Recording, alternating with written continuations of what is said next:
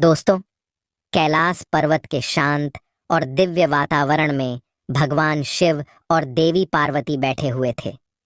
चारों ओर हिमालय की ऊंची चोटियां और बर्फीली हवा का स्पर्श उन्हें और भी अधिक दिव्य बना रहा था। तब देवी पार्वती ने भगवान शिव से एक प्रश्न पूछा। हे प्रभु, मैंने सुना है श्रावण सोमवार के व्रत का महत्व सभी व्रतों से बढ़कर है। यह व्रत क्यों किया जाता है? इस व्रत को करने से कौन सा फल मनुष्य को मिलता है? तथा हे प्रभु, इस व्रत को किसे करना चाहिए और किसे नहीं? इस व्रत के क्या नियम हैं? कृपया आप मुझे विस्तार से बताइए। भगवान शिव ने मुस्कुराते हुए उत्तर दिया, हे पार्वती, श्रावण सोमवार का व्रत प्रत्येक मनुष्य को करना चाहिए। यह व्रत हर विवाहित स्त्री और अविवाहित युवतियों के लिए अत्यंत महत्वपूर्ण है। इस व्रत को करने से सभी प्रकार की मनोकामनाएं पूर्ण होती हैं। जो भी इस व्रत को करता है, उस पर मेरी कृपा दृष्टि सदैव बनी रहती है। इस व्रत को करने वाले के सभी पापों का नाश होता है और उसे मोक्ष की प्राप्ति होती है। किंतु इस व्रत को करते समय नियमों का पालन करना अनिवार्य है। हे देवी, इस व्रत के नियम बताने से पूर्व मैं तुम्हें एक प्राचीन इतिहास सुनाता हूँ। जो भी मनुष्य इस कथा का श्रवण करता है, उसके कोटि कोटि पाप नष्ट हो जाते हैं। उसे अनेक जन्मों तक श्रावण मास का व्रत करने का पुण्य इसी जन्म में प्राप्त हो जाता है। इसीलिए हे पार्वती, तुम इस कथा को ध्यान से सुनो। इस कथा को सुनने के बाद तुम्हें तुम्हारे सभी प्रश्नों के उत्तर मिल जाएंगे। देवी पार्वती कहती है, हे प्रभु, आपके मुख से इस कथा का श्रवण करना बड़े सौभाग्य की बात है। कृपया आप मुझसे वह कथा कहिए, मैं इसे ध्यान से पूरा अवश्य सुनूंगी। तब भगवान शिव देवी पार्वती को वह कथा सुनाने लगते हैं। बहुत समय पहले की बात है। मध्य देश में एक अत्यंत शोभायमान नगरी थी। उस नगरी में एक वैश्य रहता था जिसका नाम था धर्मदास। धर्मदास का व्यापार बहुत ही सफल था और उसे समाज में काफी मान सम्मान प्राप्त था। उसके पास बहुत धन दौलत थी, परंतु वह अपने धन का उपयोग अच्छे कार्यों में करता था। धर्मदास की एक सुंदर पत्नी थी जिसका नाम था सुमन। सुमन एक पतिव्रता स्त्री थी और अपने पति की बहुत सेवा करती थी। वह हमेशा भगवान शिव की आराधना में लीन रहती थी और उनके आशीर्वाद की कामना करती थी। धर्मदास और सुमन दोनों ही भगवान शिव के बड़े भक्त थे और वे नित्य भगवान शिव की आराधना किया करते थे। फिर जब श्रावण का महीना शुरू होने वाला होता है, तो सुमन ने एक दिन अपने पति से कहा, हे स्वामी, मैं श्रावण सोमवार का व्रत करने की सोच रही हूँ। इस व्रत के बारे में मैंने सुना है कि इसे करने से भगवान शिव की कृपा प्राप्त होती है और सभी मनोकामनाएं पूर्ण होती हैं। आप भी इस व्रत को करें, जिससे हमारे जीवन में सुख शांति बनी रहे। धर्मदास ने अपनी पत्नी की बात सुनकर उत्तर दिया, सुमन, मैं तुम्हारी बात से सहमत हूँ। हम दोनों मिलकर इस व्रत को करेंगे और भगवान शिव का आशीर्वाद प्राप्त करेंगे। श्रावण मास का पहला सोमवार आया। सुमन ने पूरे विधि विधान से व्रत रखा। उसने सुबह स्नान करके भगवान शिव की पूजा की। धर्मदास ने भी व्रत रखा और भगवान शिव की आराधना की। इस प्रकार से सुमन और धर्मदास प्रत्येक श्रावण सोमवार के दिन भगवान शिव की पूजा आराधना किया करते और उपवास रखते थे। किंतु एक दिन उन दोनों से बड़ी भूल हुई। श्रावण महीने के एक सोमवार के दिन सुबह के समय सुमन का पति काम से अत्यंत व्याकुल हुआ जा रहा था। उसने अपनी कामेच्छा को पूर्ण करने के लिए सोमवार के दिन सुबह ही अपनी पत्नी के साथ संबंध स्थापित किया। यह बात उसे ज्ञात नहीं थी कि श्रावण सोमवार के व्रत के दिन ऐसा करना व्रत को भंग करने के समान होता है। जब धर्मदास ने श्रावण सोमवार के दिन सुमन के साथ संबंध बनाया, तो उसी क्षण उसका व्रत टूट गया और उसे महापाप लगा। फिर दूसरे दिन धर्मदास ने अपने व्यापार के सिलसिले में एक योजना बनाई। वह व्यापार करने के लिए विदेश जाना चाहता था। धर्मदास ने विदेश जाने के लिए नदी के मार्ग से जाने का निश्चय किया। इसीलिए अपने सेवकों से कहा, हे सेवकों, हमें व्यापार के लिए दूसरे देश जाना है, इसीलिए तुम एक नौका लेकर आओ। फिर जब धर्मदास अपने व्यापार के लिए जाने लगा, तब सुमन ने उससे कहा, हे स्वामी, आप सुरक्षित जाइए और जल्दी लौटकर वापस आइए। मैं आपका इंतजार करूंगी। तब धर्मदास कहते हैं, हे सुमन, तुम चिंता मत करो, मैं विदेश में चीजें बेचकर जल्दी से लौट कर आ जाऊंगा। फिर धर्मदास नौका में बैठकर नदी के रास्ते से विदेश जाने के लिए निकला। बहुत समय तक सफर करने के बाद अचानक से नदी में एक भयंकर तूफान आ गया। यात्रा के दौरान उसकी नौका एक भयंकर तूफान में फंस गई। उनकी नौका भयानक बवंडर में फंसकर डूबने लगी। नौका में फंसे सभी लोग जोर जोर से चीखने चिल्लाने लगे और फिर कुछ समय बाद वह नौका उन सभी के साथ नदी में डूब गई। इधर जब उसके पति की नौका डूबने का समाचार सुमन को मिला तो वह बहुत दुखी हो गई और जोर जोर से रोने लगी। सुमन की सास भी बहुत दुख से शोक विलाप करने लगी। सुमन की सास ने क्रोध में आकर सुमन से कहा, अरे पापिनी, तेरे ही पाप के कारण आज मेरे बेटे की नौका डूब गई है। तूने अवश्य ही कोई महापाप किया होगा। तब सुमन कहती है, हे सासू माँ, आप यह क्या कह रही है? मैंने कोई पाप नहीं किया है। मैं एक सच्ची पतिव्रता नारी हूँ। मैंने कभी अपने पति के लिए अशुभ विचार नहीं किया। सुमन की सास कहती है, अरे कुल्लटा, तू बहुत भोली बन रही है। मैं सब जानती हूँ। तेरी जैसी पापिनी स्त्रियों के पति जवानी में ही मर जाते हैं।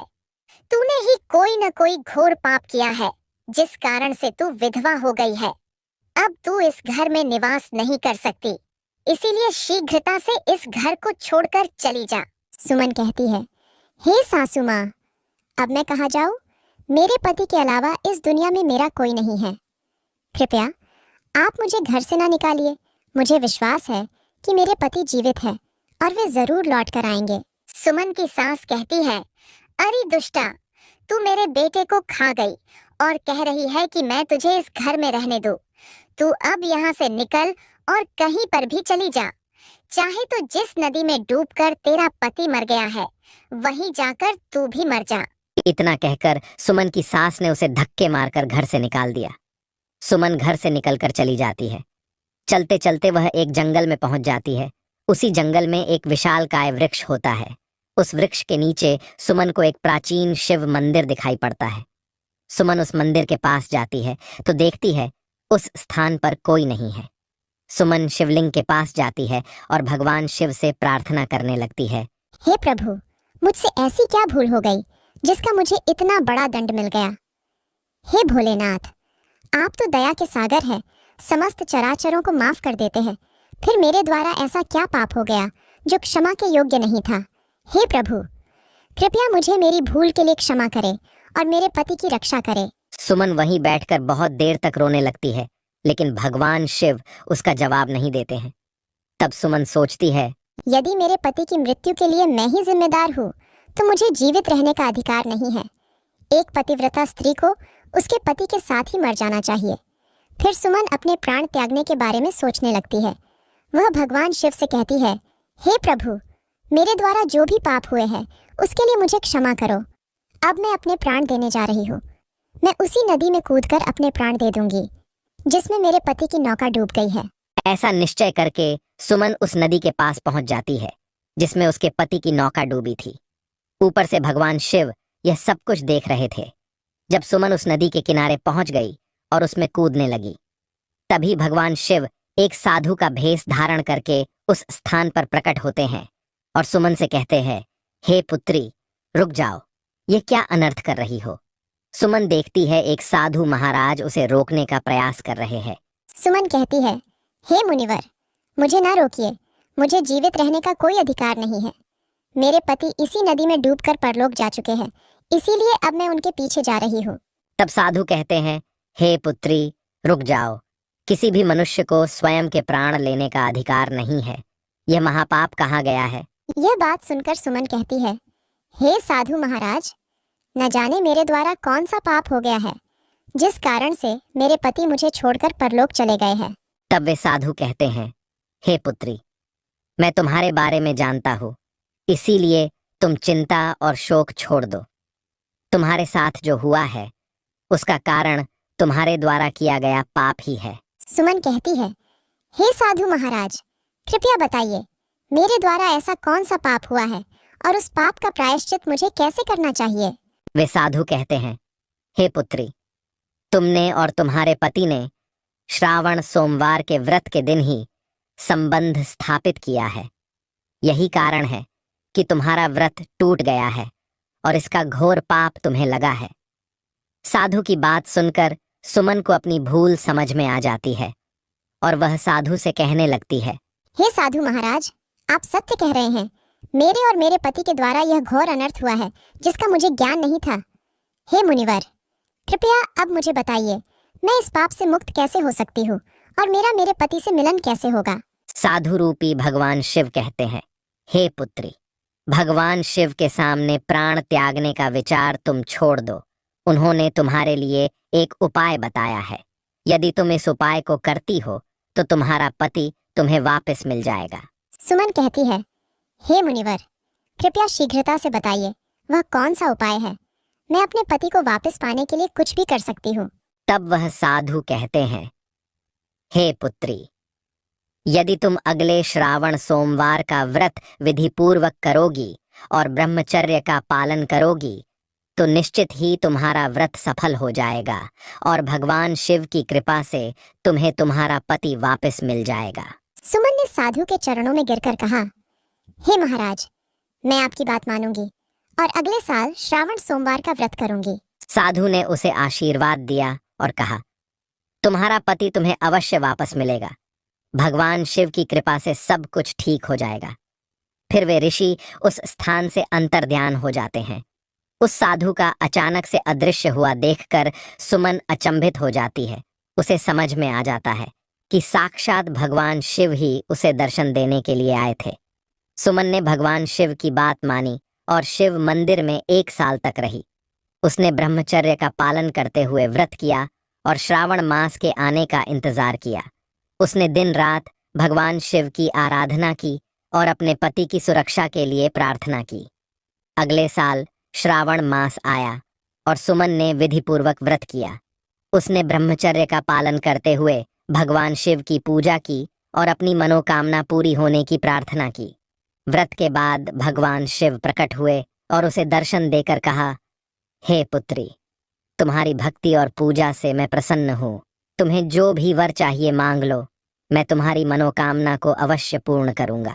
तब सुमन कहती है, हे प्रभु, मेरे ही पाप के कारण मेरा मेरे पति से वियोग हो गया है। कृपया मुझे मेरा पति लौटा दीजिए। फिर भगवान शिव कहते हैं, हे पुत्री, तुम्हें तुम्हारा पति अवश्य प्राप्त हो जाएगा। अब तुम शीघ्रता से नदी के पास जाओ, तुम्हारा पति तुम्हें नदी के पास ही मिलेगा। इतना कहकर भगवान शिव अंतर्ध्यान हो जाते हैं। सुमन भगवान शिव को प्रणाम करती है और दौड़ती हुई नदी के पास गई और देखा कि उसका पति धर्मदास नौका में बैठकर आ रहा है। अपने पति को जीवित देखकर सुमन बहुत प्रसन्न हुई। फिर धर्मदास नौका से किनारे पर आ गया और नौका से उतरकर उसने सुमन को देखते ही कहा, सुमन, भगवान शिव ने हमारी रक्षा की है। मैं तुम्हारे पास वापस आ गया हूं। सुमन अपने पति को देखकर बहुत प्रसन्न हुई और उसने भगवान शिव का धन्यवाद किया। उसने कहा, प्रभु, आपकी कृपा से ही मेरे पति की जान बची है। मैं आपके प्रति सदैव कृतज्ञ रहूंगी। धर्मदास ने भी भगवान शिव का आभार व्यक्त करते हुए कहा, हे भगवान, आपकी कृपा से ही मैं जीवित हूँ। हम दोनों सदैव आपके व्रत का पालन करेंगे और आपकी आराधना करेंगे। इस प्रकार सुमन के व्रत के फलस्वरूप उसके पति की जान बच गई और उनका जीवन सुखमय हो गया। यह कथा सुनकर देवी पार्वती ने भगवान शिव को प्रणाम किया और श्रावण सोमवार व्रत की महिमा को समझा। इस कथा से यह सिद्ध होता है कि श्रावण सोमवार का व्रत अत्यंत महत्वपूर्ण है और इसे विधिपूर्वक करने से सभी प्रकार की मनोकामनाएं पूर्ण होती हैं।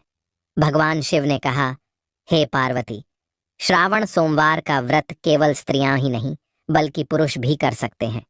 यह व्रत सभी के लिए लाभकारी है। जो व्यक्ति इस व्रत को विधिपूर्वक करता है उसे मेरी कृपा प्राप्त होती है और उसके सभी कष्ट दूर हो जाते हैं।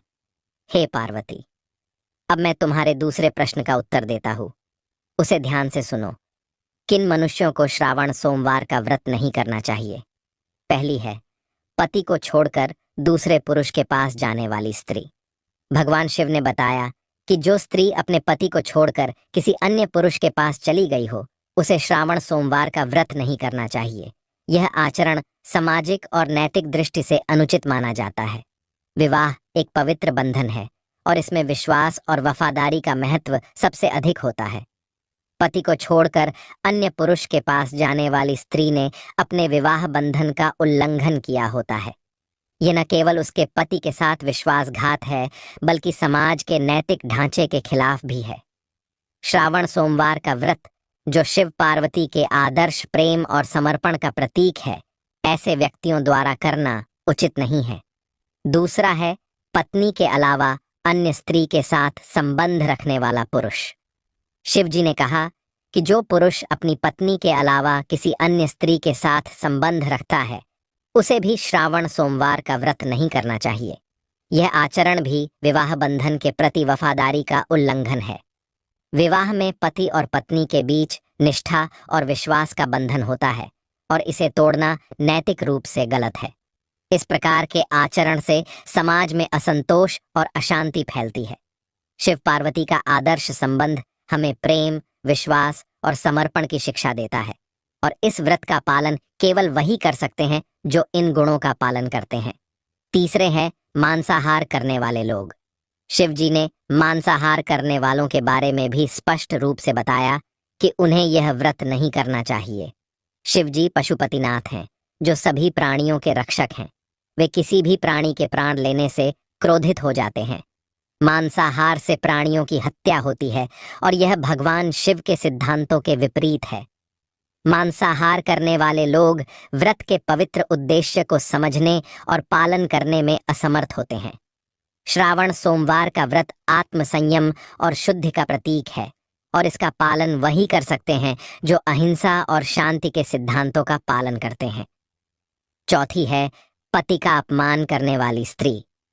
शिव जी ने यह भी कहा कि जो स्त्री अपने पति का अपमान करती है और उसका सम्मान नहीं करती, उसे यह व्रत नहीं रखना चाहिए। विवाह में पति और पत्नी के बीच प्रेम और सम्मान का बंधन होता है। अपमान करने वाली स्त्री इस बंधन का उल्लंघन करती है और व्रत के पवित्र उद्देश्य को नष्ट कर देती है। यह व्रत पति पत्नी के बीच प्रेम और सम्मान को बढ़ाने के लिए होता है। अपमान करने वाली स्त्री न केवल अपने पति का, बल्कि स्वयं का भी अपमान करती है। शिव जी के अनुसार ऐसे व्यक्तियों को श्रावण सोमवार का व्रत नहीं करना चाहिए, क्योंकि वे इसके मूल उद्देश्य को समझने और पालन करने में असमर्थ होते हैं। पांचवी है कपट भाव और बुरा आचरण रखने वाली स्त्री। जो स्त्री मन में कपट भाव रखती हो और दूसरों के साथ बुरा आचरण करती हो, उसे भी श्रावण सोमवार का व्रत नहीं करना चाहिए। कपट और बुरे आचरण से यह व्रत अधूरा और निष्फल हो जाता है। व्रत का उद्देश्य आत्मसंयम और आत्मशुद्धि है, और इसका पालन वही कर सकते हैं जिनका मन और आचरण शुद्ध और पवित्र हो। इस प्रकार भगवान शिव ने देवी पार्वती को श्रावण सोमवार व्रत की महिमा बताई, और यह कथा युगों युगों तक लोगों को प्रेरित करती रही। हर श्रावण मास में हजारों लोग इस व्रत को करते हैं और भगवान शिव का आशीर्वाद प्राप्त करते हैं। तो दोस्तों, आपको यह कथा कैसी लगी, कमेंट करके अवश्य बताएं। जानकारी अच्छी लगी तो वीडियो को लाइक जरूर करें और कमेंट में हर हर महादेव अवश्य लिखें। साथ ही चैनल को सब्सक्राइब करें। आप सभी का धन्यवाद।